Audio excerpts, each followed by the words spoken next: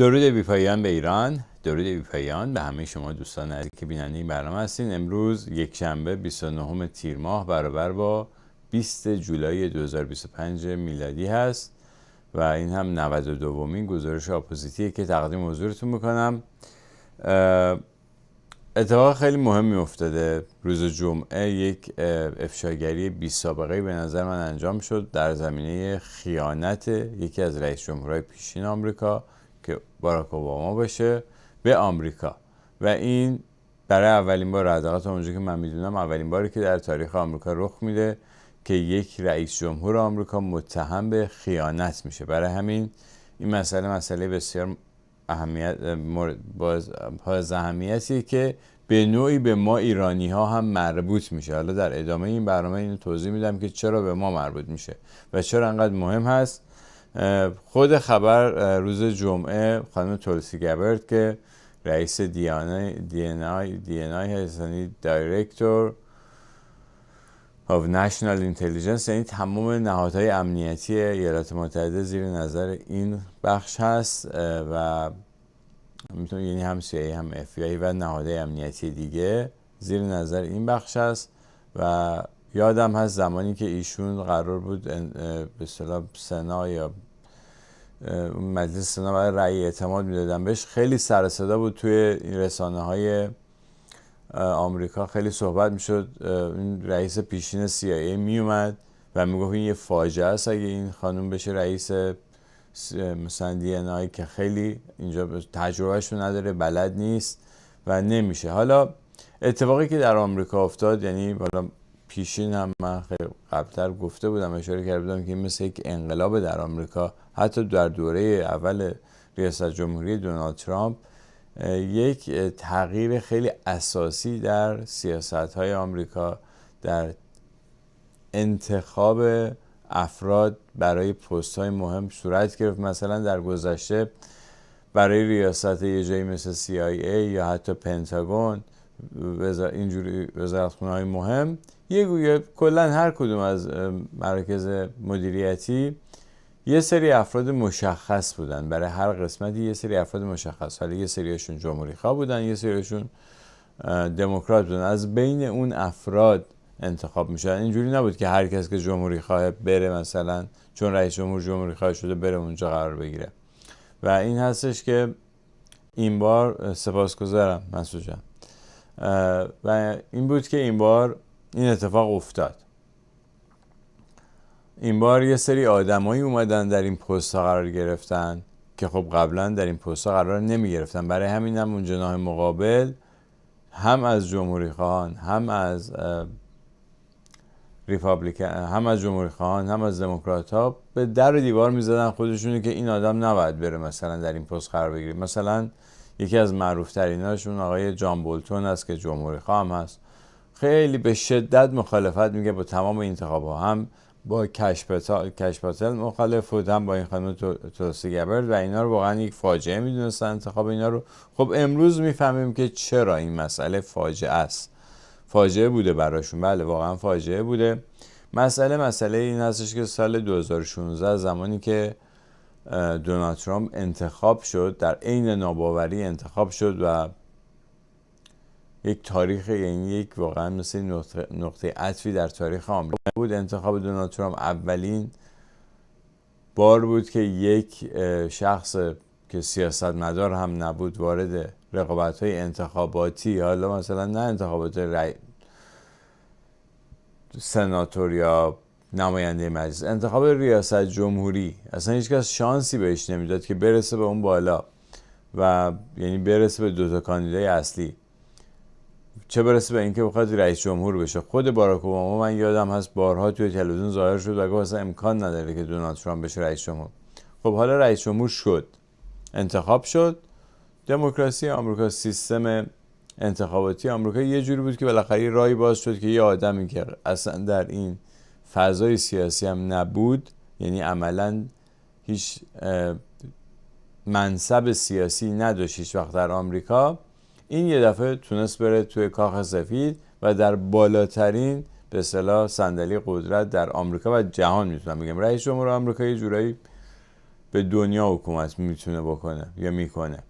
الان داریم میبینیم ترامپ داره چیکار میکنه که به هر حال رفت اونجا قرار گرفت و این اتفاق خیلی مهم هست، خیلی خیلی مهم بود. برای همین از همون ابتدا شروع کردن سعی کردن که این آدم از اون صندلی بکشن پایین. یکی از اون مسائلی که بهش آویزون شده بودن و براش به اصطلاح پاپوشایی که براش درست میکردن این بود که روسیه کمک کرده که این آقای دونالد ترامپ بره در این انتخابات پیروز بشه و اسمش رو بعداً گذاشتن راشا هوکس، یعنی حقه‌بازی روسیه. جناح رقیب البته گذاشتن، نه اینکه روسیه حقه‌بازی کرد، یعنی کل این ماجرا این که روسیه و پوتین به طور مشخص کمک کرده به دونالد ترامپ که در انتخابات پیروز بشه، یا اینکه مثلا سیستم‌های رأیگیری رو هک کردن، رأی اضافه بهش دادن، یا این چیزای خلاصه پرونده‌ای درست کردن و گفتن که یک شرکتی به اسم داسیه که اوکراینی است، شرکت فولادی است و اون مثلا کمک کرده به دونالد ترامپ و یا شرکت روسی است یا اوکراینی مطمئن نیستم ولی ربط داره به اوکراین. و حتی جان مکین و آقای لینزی گراهام در اوکراین یه جورایی تایید کردن این نظریه رو، این نظریه‌ای که پوتین کمک کرده یا دخالت کرده به نوعی در انتخابات آمریکا، در به اصطلاح دموکراسی آمریکا دست بردن و باعث شدن که دونالد ترامپ رئیس جمهور آمریکا بشه. و الان سندی منتشر شد که تمام این قضیه ساختگی بود، یعنی باراک اوباما با این که میدونسته این داستان ساختگی هست باز هم به کمک CIA وقت CIA اون زمان، رئیس CIA اون زمان، این داستان رو هل دادن به جلو که این و بعدم وارد رسانه‌ها شد و حتی کار به جایی رسید که دونالد ترامپ رو استیضاح کردن سر این داستان که البته به جایی نرسید. استیضاحشون هیچ وقت نتونستن هیچ سند قطعی و معتبری ارائه بدن در این زمینه. و الان حالا سندی منتشر شده که میگن که باراک اوباما میدونسته، برای همین این شد یکی از ترندهای روز در اکس یا توییتر. و در ذیل این قضیه یه سری توییت های دیگه هم انجام شد که حالا من اونا هم براتون یکی یکی میذارم که اونا هم ببینید. توییت های مهمش رو براتون میخونم که چه صحبت های دیگه شد. یکیش راجع به این بود که خب اولین قربانی باراک اوباما، یعنی حالا که ثابت شده باراک اوباما آدم فاسدی بوده و با اینکه میدونسته که این داستان دروغ و ساختگیه، ولی دستگاه‌های زیر دستش رو در همون چند ماه آخر مجبور کرده که بیارن این قضیه رو به عنوان یک موضوع مهم مطرح بکنن، طوری که وارد رسانه‌های آمریکا بشه و بعد هم بتونن به پشتوانه همین مسئله برن دونالد ترامپ رو استیضاح بکنن و بلکه بتونن از صندلی قدرت بکشنش پایین. یکی از اولین نخستین قربانیان باراک اوباما آقای بلاژوویچ هستش که ایشون فرماندار ایلینوی بود در دوره ریاست جمهوری باراک اوباما. ایشون رو بساش پرونده ساختن و به زندان انداختن و البته بعداً آزاد شد. در همین دوره فکر کنم ترامپ هم اوایل پاردن شد، حالا دقیقاً یادم نیست که چجوری شد، خلاصه آزاد شد. و با این جو روگن هم مصاحبه داشت، مصاحبه جالب 2 ساعته داشت با جو روگن. دوستانی که علاقه دارن میتونن برن مصاحبه رو ببینن که توضیح میده که اصلا چجوری پرونده سازی کردن، چه اتفاقاتی براش افتاد. خلاصه این یکی از نخستین قربانیانش بود. این هم اون تصویری هستش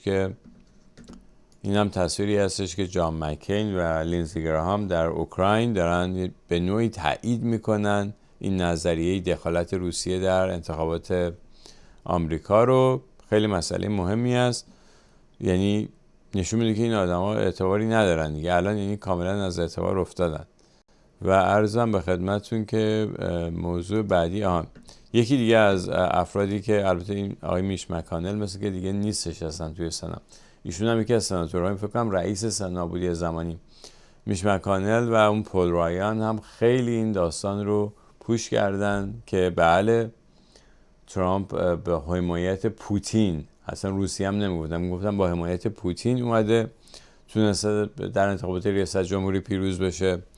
و بعد هم خلاصه این اخبار مهم بود. مسئله اینه که خب بیاین از خودمون سوال کنیم که چرا باراک اوباما به هر حال دوره ریاست جمهوریش تموم شده.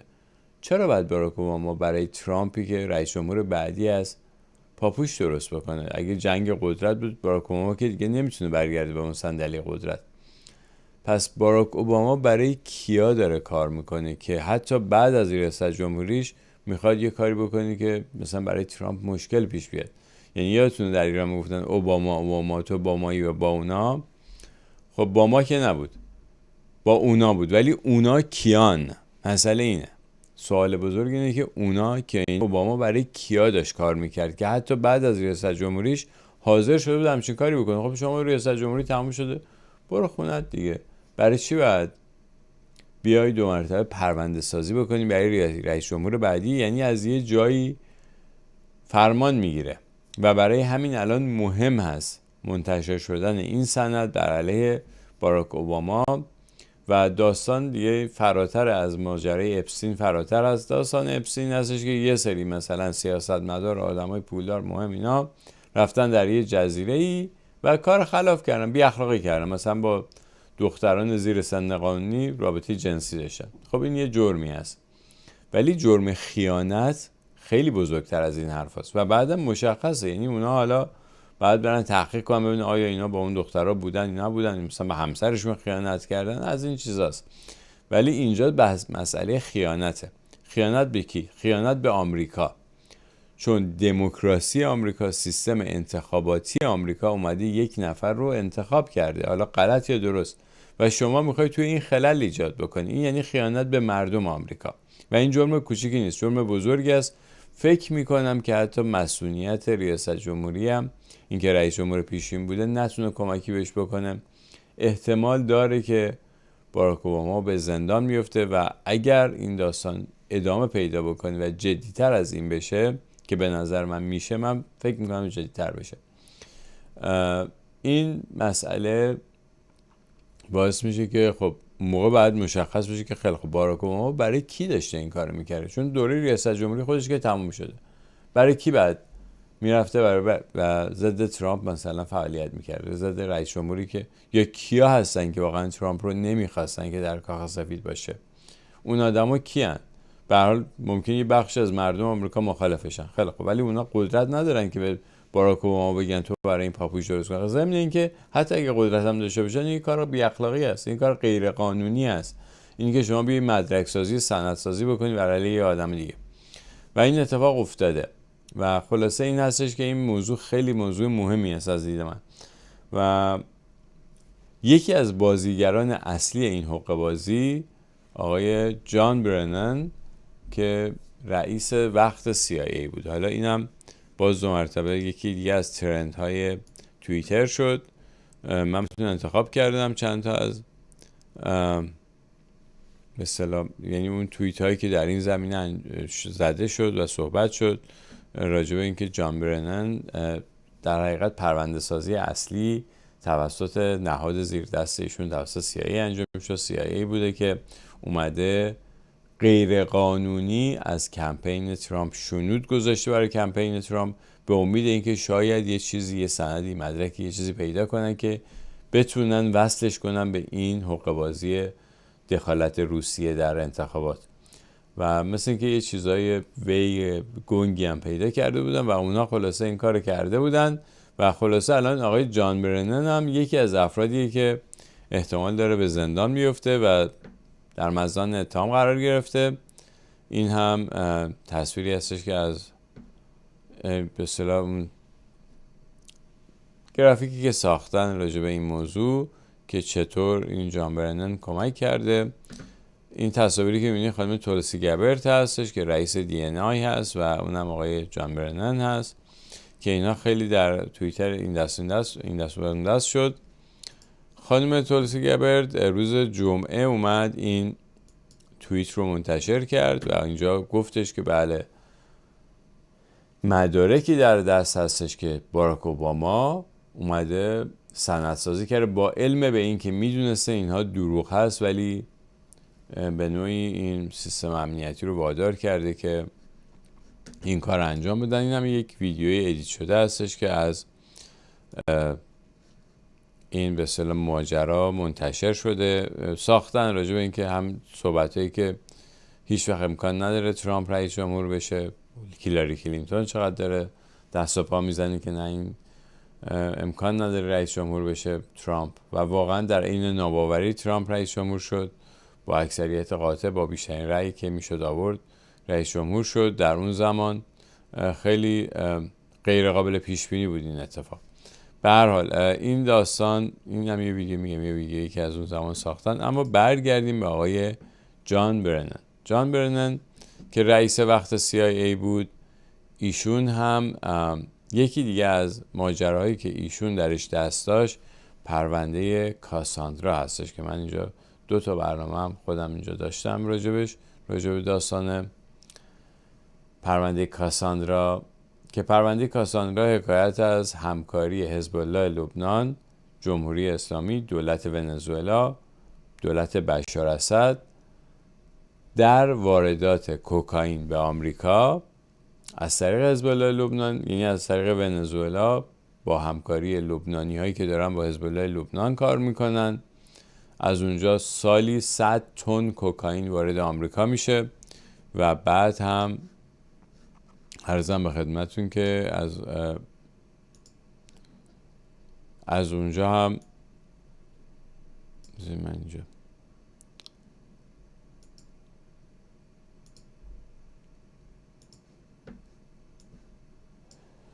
و از اونجا هم این کوکائین رو خلاصه میفروختن در آمریکا. که وقتی میفروختن با پولش ماشین میخریدن میبردن در آفریقا، این پول رو سفید میکردن، بعد مرتبه این پول از آفریقا میرفت به سوریه باش به بشار اسد کمک میکردن. تمام اینا تو پرونده کاساندرا اومده بود و اونا میرفتن از طریق اوکراین از روسیه مواد شیمیایی میخریدن که بعدا بشار اسد استفاده کنه توی سوریه، یا سلاح‌های دیگه میخریدن. از این طرف هم یه هواپیمایی بودی که دائما از بین تهران، دمشق و کاراکاس در رفت آمد بوده با یک خطوط داخلی ونزوئلایی، هم کوکائین می آورده، هم از این ورم یه سری تروریست با خودش می برده به ونزوئلا و اونجا دوره می دیدن که بعداً بفرستنشون بیارن تو آمریکا. خیلی ماجرای بزرگی بود. این داستان رو اداره ضد مبارزه با مواد مخدر آمریکا کشف میکنه و زمانی که کار بالا میگیره و به یه جاهایی میرسه که داشتن به یه جاهای مهمی میرسیدن، همین آقای به اصطلاح جان برنن وارد عمل میشه و جلوی اون داستان رو میگیره. بر اساس اون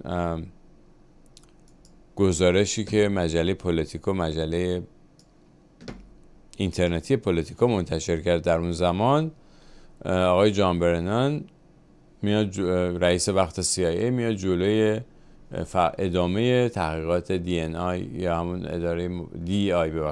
اداره مبارزه با مواد مخدر آمریکا رو میگیره و اون پرونده کاساندرا رو کلا مسکوت میکنن در سال 2016، یعنی درست آخر ریاست جمهوری اوباما. و نمیدونم چرا در دوره ترامپ هم هیچ وقت سراغ این ادامه باز کردن این پرونده و ادامه این پرونده نرفتن. امیدوارم الان با با این افشاگری حالا اون پرونده باز بشه و ما بفهمیم که واقعا چرا اون پرونده مسکوت شد و ادامه باز کردن اون پرونده. من مطمئنم وقتی که رد پول ها گرفته بشه اون موقع است که اسم خیلی از فعالین سیاسی جمهوری اسلامی در جاهای مختلف دنیا میاد، اسمهای زیادی منتشر میشه و در مزان اتهام قرار میگیره. نه تنها فعالین سیاسی بلکه شرکت ها و کمپانی هایی که زیر اسم مثلا ماشین فروشی یا چیزهای دیگه داشتن به جمهوری اسلامی کمک میکردن، حمایت میکردن از جمهوری اسلامی، در پولشویی های جمهوری اسلامی همکاری داشتن. به هر حال این موضوع هم یکی از موضوعات بسیار بسیار مهم هست. احتمال افشاگری بیشتر هست. بعد ببینیم دیگه. حالا این داستان جمعه مطرح شد، حالا فردا دوشنبه که روز اول کاریه، روز اول هفته هست، روز کاری هست، بعد ببینیم که داستان به کجا میره. در ضمن ترامپ هم در راه سفر به اسکاتلند خواهد بود، بعد از اون به انگلستان میره و با همین شاه انگلیس دیدار داره، با کینگ چارلز دیدار داره. فکر میکنم در اواخر این ماه میلادی باشه، فکر کنم آخرای جولای یا اوایل آگوست موقع یه همچین دیداری انجام بگیره. به هر حال ماجرای این افشاگری سند خیانت باراک اوباما بر علیه آمریکا خیلی به نظر من فراتر هست از داستان اپستین. راجع به داستان اپستین من دیدگاه خودم میگم. ببینید اون خب به وسیله نهادهای امنیتی یه همچین ماجرایی، همچین مسخره‌بازی رو انداختن، یعنی یه همچین جایی رو درست کردن، آدما رو می‌بردن، آدمای سیاستمداران فاسد. سیاستمدار فاسد در همه زمینه فاسد، در همه زمینه‌ها فاسد است، معمولا اینجوری است و خلاصه اینا از فساد اخلاقی اون سیاستمداران هم استفاده کردن، اونجا ازشون فیلم و عکس و اینجور چیزا تهیه می‌کردن برای اینکه اگه یه جایی حرف گوش نکردن این اکثر هم بهش میفرستن، میگن اینم منتشر میشه و خلاصه اون سیاستمدار رو بیشتر به کار میگیرن. حالا دلیل اینکه این داستان در دوره ترامپ متوقع اول رو کردن، گفتن که نه لیستی هست و بعد منتشر بشه، بعد ما گفتن نه لیست نیست و اپستین هم بله واقعا خودکشی کرده. از دید من میتونه یک دلیل دیگه ای داشته باشه، این هستش که شما اگر خب بیای این لیست رو منتشر بکنی، اون سیاستمداران بلافاصله از اون صندلی قدرت پایین کشیده میشن و میرن توی زندان و اون صندلی قدرت بعد با یه سری آدم دیگه ای پر بشه. ولی وقتی همون آدما رو نگه داری اونجا، حالا اون سندها در اختیار شماست و حالا اینا هر جوری که شما بخوای میرقصن با شاید چنین استفاده ای داره میشه. اینی که میگن که خود ترامپ توش بوده، به نظر من اگر مدرکی ضد ترامپ بود با توجه به این سیستم CIA که میبینی که انقدر همکاری کرده با اون جناح رقیب ترامپ، اگر مدرکی بود قطعا منتشر میکنن. اگه شده یه دونه مدرک منتشر بکنن، مدرک بودن ترامپ یا خانواده ترامپ در اون جزیره رو حتما منتشر میکردن. من اینجوری فکر میکنم و من فکر نمیکنم که ترامپ اونجا بوده یا خودش یا خانواده‌اش یا اعضای خانواده‌اش چنین جایی بودن. به هر حال گذشته ترامپ در این زمینه‌ها حالا خیلی مثلا بچه پیغمبرم نیست، ولی خب آدمی که مشروب نمیخوره، سیگار نمیکشه، پرونده اخلاقی خاصی نداشته دونالد ترامپ. اگر داشت تو هم 4 سال اول هم تو هم 6 ماه فعلی حتما رو شده بود. به هر حال فکر میکنم که همه مطالب خدمتون عرض کردم. این خیلی مسئله مهمی هستش که باراک اوباما با کیاس، با ما که نیست، با اوناست، ولی اونا کیان و چرا باید بعد از ریاست جمهوریش بیاد و بخواد برای رئیس جمهور بعدی پرونده سازی بکنی. این اتفاق خیلی خیلی عجیب هست، هیچ وقت در تاریخ آمریکا رخ نداده همچین چیزی. حالا باید ببینیم که چطور میره جلو و ربط پیدا میکنه به ایران. راجع به ایران هم بعد ببینیم در روزهای آینده. خیلی اتفاق داره میفته، جمهوری اسلامی در اوج ضعف هست و از این طرف هم اتفاقاتی داره میفته. همیشه امیدوار بودم که مردم ایران حرکتی بکنن خودشون و بتونن سرنوشتشون رو خودشون به دست بگیرن. همچنان امیدوارم. تنها راه همینه، یعنی به جای اینکه ما منتظر باشیم که در آمریکا چه اتفاقی میفته، در اسرائیل چه اتفاقی میفته، فلان سیاستمدار آمریکایی یا اسرائیلی میبره یا میبازه تا تکلیف ما رو معلوم بکنه، ما میتونیم خودمون وارد عمل بشیم و جمهوری اسلامی که الان انقدر ضعیف شده، همه فرماندهان سپاهش و همه فرماندهان گروه‌های سرکوبش از دست داده، میشه با یک ضربه نهایی کارش رو ساخت و تموم کرد و اون هم با حضور، با پله اولش صحبت کردن با هموطنان دیگه است، برای اینکه اونها رو متقاعد بکنیم که برن با بقیه هموطنان صحبت بکنن در این زمینه تا بتونیم شاهدمون حرکت جمعی، حرکت ملی باشیم. همون چیزی که ما میگفتیم همیشه، حرکت میلیون هم واقعا لازم نیست، شاید چند صد هزار نفر در خیابون‌های تهران تکلیف کار رو معلوم میکنن و بازی به دست خودمون میفته. حالا دیگه به هر حال این دیگه بستگی به اراده ما و خودباوری ما داره که ما چقدر خودمون رو باور کنیم، چقدر برای خودمون نقش قائل باشیم در این که میتونیم در این بازی یکی از بازیگران باشیم، میتونیم بازی رو ما هم توش نقش داشته باشیم. بگذاریم ببینیم در روزهای آینده چی میشه. از فردا مشخص میشه که چقدر این ماجرا، این آیا فقط در حد یک افشاگری تموم میشه یا اینکه دنبال این کار گرفته میشه یا نه. از فردا منتظر شنیدن خبرهای در این زمینه هستیم. سپاسگزار از توجهتون. تا برنامه